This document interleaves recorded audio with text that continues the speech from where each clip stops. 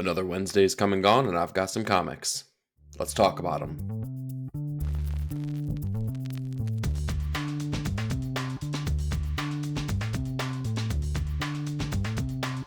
Hey, welcome to 9 Panel Grid. This week, we've seen stacks of cash, mounds of ants, and helpful nightmares. But we're going to kick things off this week with Absolute Batman number 5, written by Scott Snyder with artwork by Nick Dragotta. This issue was all about Dragotta full force, and I loved that about it. It was really kinetic, really action-packed, and like the work that he put into this, it hit so hard. This was all about Batman basically coping with the decision that he made in the previous issue, which was to take the deal that the Black Mask had given him. But what we find out is that deal that he makes here doesn't necessarily work out the same way that the Black Mask anticipated. Again, Dragotta does fantastic work here, especially in the action set pieces, where it really goes to show the brute force that Bruce has as this absolute version of Batman. Fantastic issue. I love that they're really fleshing out the world of this new Gotham within this absolute universe. It's really starting to feel something a bit unique and a bit something outside of the normal scope of the comics. So overall, Absolute Batman kind of slapped. Next up, we have Amazing Spider-Man number 67, written by Justina Ireland with artwork by Andrea Broccardo. This is like falling further and further down the pull list for me, basically, as Amazing Spider-Man has totally lost me. I really enjoyed what they were starting to do with the 8 Deaths of Peter Parker, but it's just kind of like fallen to the wayside at this point here. We've been dealing with Peter going through this morose I don't want to like be Spider-Man, what's the point of being a superhero thing for like 3 issues now, and it's definitely stretched out this story in an artificial way that is just totally, I don't know, unappealing to me. This story needs an evolution. This character needs an evolution. I'm really kind of done with this version of Peter Parker that we've been presented here. It's time for a change. It's time for some growth. The storyline, Justina, I feel like does an okay job balancing the things that are happening here. I just feel like it's an artificial stretching out of the story here, albeit there's some good pieces here. She has a good character voice for the X-Men who are going to be guest starring in this issue. The artwork does fall a little bit flat for me. I feel like it's not reaching the standards that I would expect for a flagship title like Amazing Spider-Man. I don't know, this one's a tough sell, and it's getting tougher and tougher with each issue. All right, with our next issue, let's talk Aquaman number 2, written by Jeremy Adams with artwork by John Timms. So the first thing I thought about when I was reading this issue is like, wow, this feels really like action adventure-y in the way that Flash Gordon does. Well, I guess that makes a lot of sense considering that Jeremy Adams is writing both titles here. But like the Aquaman is feeling like a classic adventure kind of story in the same way that you would expect from that. I kind of dig that. They're doing a lot of fun things with the character. I love the fact that with the power swapping that's been happening within the DC universe after Absolute Power, they're playing with something here where Aquaman has the power not only to basically speak to, seafaring creatures, but also now can manipulate water. And that makes him an incredibly powerful character. But because he's also learning to navigate these powers, it makes him vulnerable in the same way. It's a really cool juxtaposition between those two ideas. On top of that, too, we get to see I had Arthur basically like navigating a story that is more in tune, I feel like, with the all-in initiative and kind of the linkage between the absolute universe and this universe here than any other book that we're getting in the DC universe. They're toying with the idea of that linkage, and they're playing with the symbology, especially with the Omega symbol popping up over and over. So I'm kind of curious on how they're going to tackle that. But I got to say, Aquaman, it's never done it for me before. It kind of is right now, though. All right, next up we have Bug Wars number 1, written by Jason Aaron with artwork by Mahmoud Asrar. So this is the introductory issue to Jason Aaron's latest outing here with Image Comics, and I feel like I got a grasp on Jason Aaron at this point as a writer, and I know what to expect. And when I say that, what I mean is He's kind of a slow burn introductory writer. You don't get the hook that you necessarily feel like you might need from one issue, but as you let the story develop, it will eventually click for you. So I say that to say issue 1 delivered on a lot of cool things, but it didn't give me the reason I think I needed to come back to the story to find out where it was going. It all revolves around this family that moves back to their basically childhood home in Alabama, which happens to be the home in which the two children characters' father passed away in. There's a lot of traumatic events that come to terms in the pages of this book, specifically revolving around bugs, and it's again it gives you enough to kind of start understanding the character traits of the two main people here, particularly the sons, but it feels like they didn't give you enough to understand this world fully. The elevator pitch that we're given on this is basically that it's like Honey, I Shrunk the Kids meets Game of Thrones. And I feel like we kind of get a look into that aspect, but we don't get the full scope of what that means. So I'm curious to see where they go from this. I'm going to find out what the next issues, deliver on that, and I'll be able to make a decision more so with the future issues. Next up, we have Geiger number 11, written by Jeff Johns with artwork by Gary Frank. Dude, Ghost Machine just keeps hitting every single time a book's hit stands. This is no different. So what we see in this issue is that they've kind of come to the place where they were been traveling this entire time. They've been seeking out this other glowing man that has cured himself, that has the powers of Geiger, but also has all the control that Tariq is missing. Well, what we find out is that other glowing man isn't a man at all. It's a woman, in fact. And she does have control over these powers. And there's a linkage, basically, between the character that was assisting Tariq in the past and the character that had helped cure her of the power that she had. Really great stuff there. Here it goes to kind of further develop the untrusting nature of Tariq as a character as well, but more importantly, it's all the ancillary characters that we get here. We see Junkyard Joe is really the hero of the day that is able to deliver them to this place. We see the ward is able to convince this woman to let them in, that she needs to help Tariq. And on top of that, when Tariq decides, no, I don't want anything to do with it, I'm leaving, it was the animals that they've kind of collected along the way, Barney and the zebra, that assist not only with Junkyard Joe in dealing with his PTSD, but with maybe convincing him that he needs to stay, or at the very least, enraging him enough to lose control of himself and faint. So overall, really great issue. I really love what they're doing here. Geiger just stands on a different level than most books. All right, let's talk Immortal Thor number 20, written by Al Ewing with artwork by Jan Bazaldua. Honestly, I feel like this is probably the best issue of the series that we've gotten since the very early onset issues where Thor was trading off his powers with a bunch of different individuals that have been able to lift Mjolnir in the past. This is finally starting to have the grand scale and scope that I expected the entire series to have, as Thor is kind of coming to terms with these new gods. So I shouldn't even say new gods, these old gods, and what it means to kind of go against them and what it means for the gods in his own lineage. It's a really cool idea that they're working with here. This was a big introspective story as Thor comes to terms with what he's about to do and what it means for everything he's tried to set himself out to be as a son, as a king, as a ruler, as a superhero. All of these different ideas here and how he's coming to terms with all these things. Really great writing here from Al Ewing. The artwork, again, drives everything home here, especially in the scene where the old god version of Thor is delivered to them basically as a message saying, this is what you have to look forward to if you try to attack us. It was really great storytelling, really awesome artwork in this. Again, it's finally delivering on the scope that I wanted from this series through and through. Issue number 20 hit on all marks. Next up, we have Into the Unbeing Part 2, number 1, written by Zach Thompson with artwork by Hayden Sherman.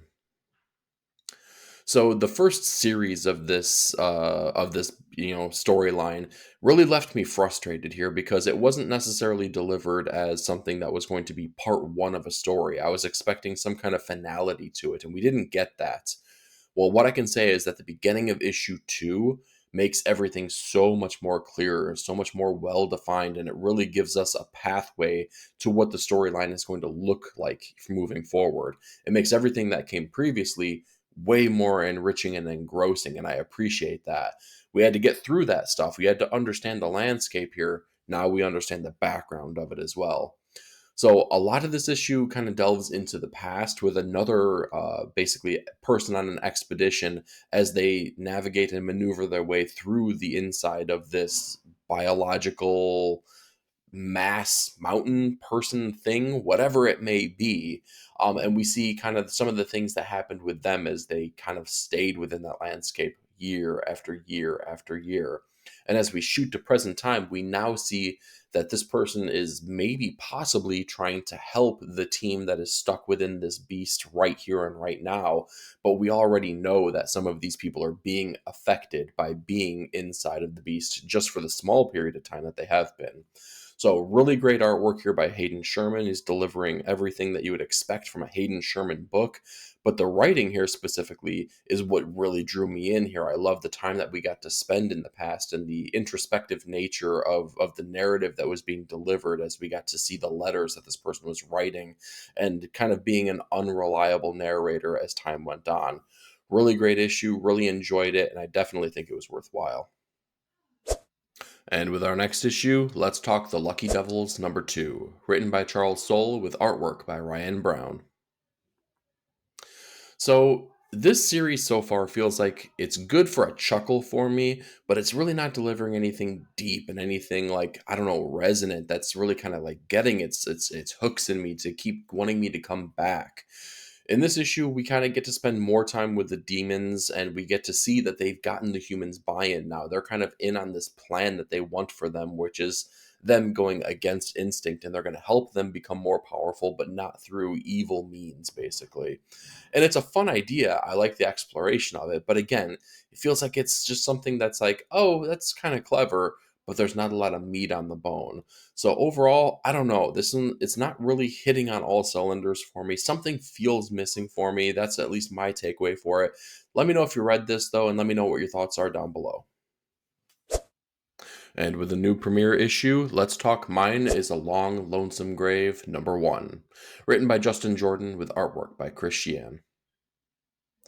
This one totally took me by surprise as I didn't anticipate bringing this home and reading it, but I'm so glad that I did because it's a really cool mixture of like crime and witchcraft as we deal with this character who's come back to his hometown and he's dealing with some of the ramifications of some wrongs that have happened in the past, and he's trying to basically reap the rewards of that or trying to bring down retribution on the people that have wronged him in the past. There's some really cool work that's being done here, specifically with the artwork and coloring. The coloring really pops on this book in a great way. It's kind of like this dirty oil slick feel to everything within the pages of this book here, but like not in a dirty way necessarily, but like a really nice way that makes everything pop off the page. It's dealing with a lot of mystery. We still don't necessarily know the full scope of what happened in the past here for our main character and why he's doing the things that he's doing, but we're starting to get little pieces here and there. Future issues, hopefully, we'll be able to start delivering on what those things are. Overall, what I can tell you, though, is that issue 1 is a really great introductory part of this series. It delivers our character in the fullest form, and it gives you enough that it's going to get its hooks in you. It's going to make you want to come back for more. Next up, let's talk One World Under Doom number 1, written by Ryan North with artwork by R.B. Silva. If I'm being honest, event books have left me feeling tired and flat and like they've just had this like really bad taste that's been left in my mouth from most of them. What I can tell you though is that this first issue really kind of delivered on the premise of what this is all supposed to be.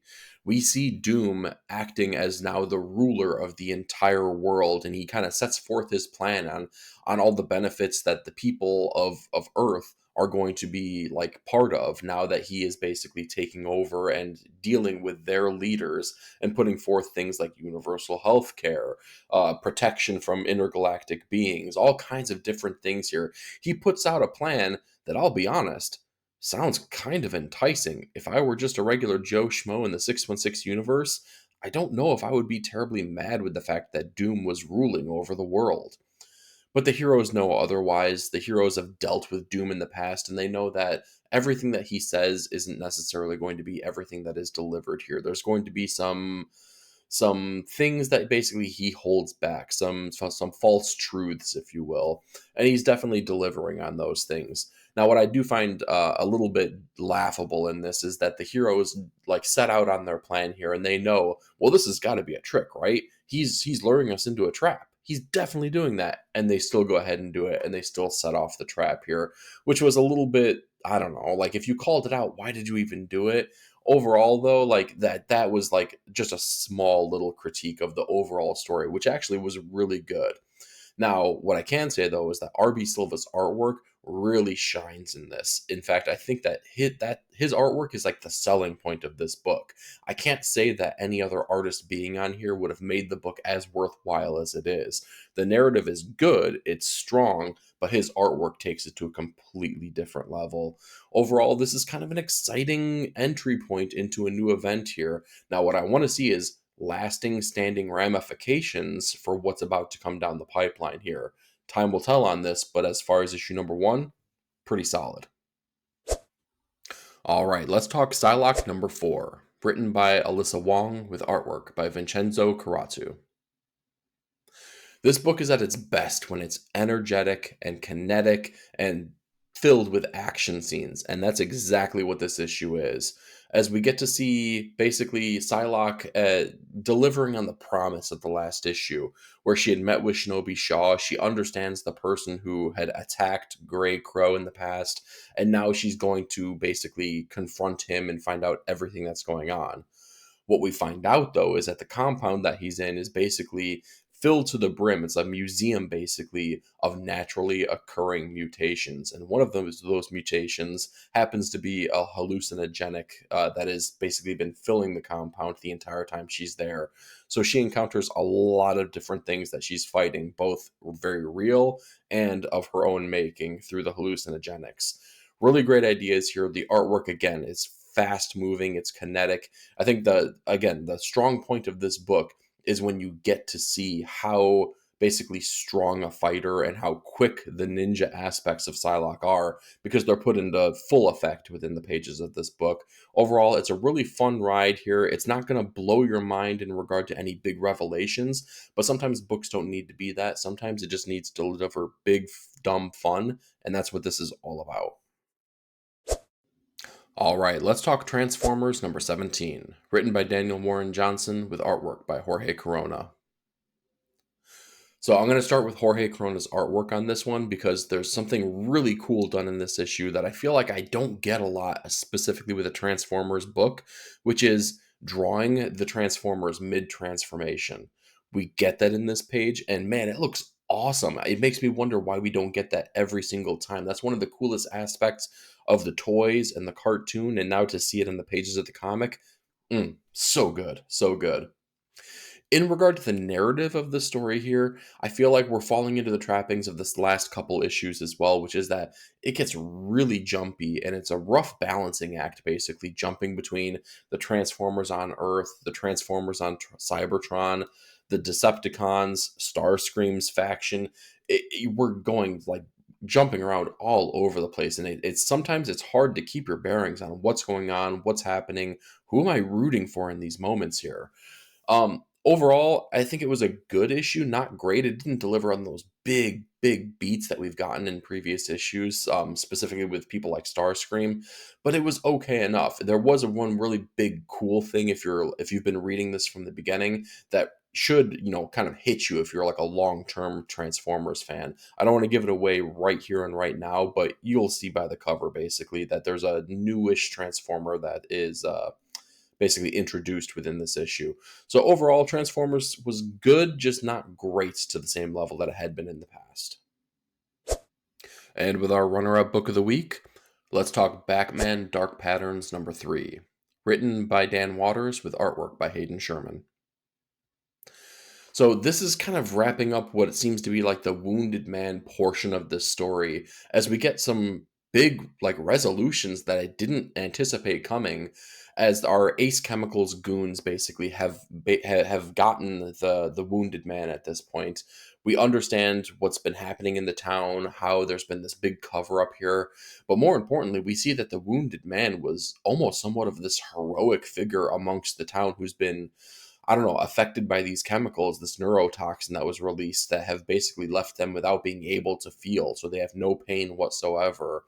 And it really paints this character in a totally different light, and even a more of a tragic character, as we see that he had lost his wife in a house fire as well. Again, largely because of the neurotoxin that was released. She didn't realize that she was actually engulfed in flames. Batman's role in this was actually quite minimal here, as he goes in and tries to save the wounded man. But all in all, I feel like this was like setting the stage. I feel like the first three issues was setting the stage for something big to come down the pipeline, something even larger than the wounded man portion of the story.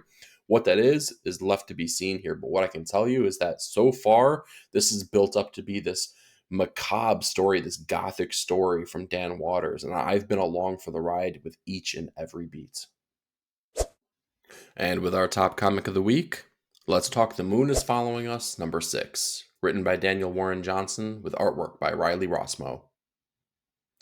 So in the previous issue, I had said like something felt off. Something felt a little bit weird with this issue, and I didn't quite understand what was going on because every other issue had like really just hit on high marks. And reading this issue, I feel like what needed to happen was that the storyline needed to plant its feet again so that it could propel itself further into the stratosphere. And that's exactly what this issue does. We now see that the parents have partnered with the nightmares within the dream of their daughter. And the nightmares are truly the thing that are trying to protect the daughter to the best of their ability. They're using their weapons, and they're kind of revealing how they've been led astray basically by Tash, the character that had kind of met with them originally, under the guise of trying to save the daughter, really trying to save his own daughter. Really great work here, specifically Riley Rossmo. Again, one of my critiques was that the last issue was very jumpy and very like the visual storytelling was off in some ways. Not in this issue whatsoever. I feel like there was a really nice flow. Everything worked really well. The artwork was really fantastically done. I really loved his approach on this. But again, the narrative by Daniel Warren Johnson, the thing that we think of as the hallmark is the heart that he brings to the stories. And again, seeing how the parents were basically being pulled apart and how they were just getting like beaten down and frustrated over the lack of progress that they were making. And then to see the betrayal that they've gone through, but now seeing them connect back together and pull forward and try to make this last ditch effort to save their daughter. It was really great. He uses basically things that we all think about if you're parents. Like there's these moments in a child's life that gets crystallized in their memories, and some of that stuff is used to such great effect within the pages of this book here. Specifically with the weapons that the parents use. I loved it. It was great. It's all the hallmarks that we get from a really great Daniel Warren Johnson written story. Man, it hit on all cylinders. So The Moon is Following Us, number 6, was absolutely worthy of top comic of the week. So that's what I've got for you this week, but I'm more curious. What did you read, and what were your thoughts? Do me a favor, like, share, and subscribe, and be part of the panel. Leave me a comment down below. Thank you so much for watching. We'll talk to you next week.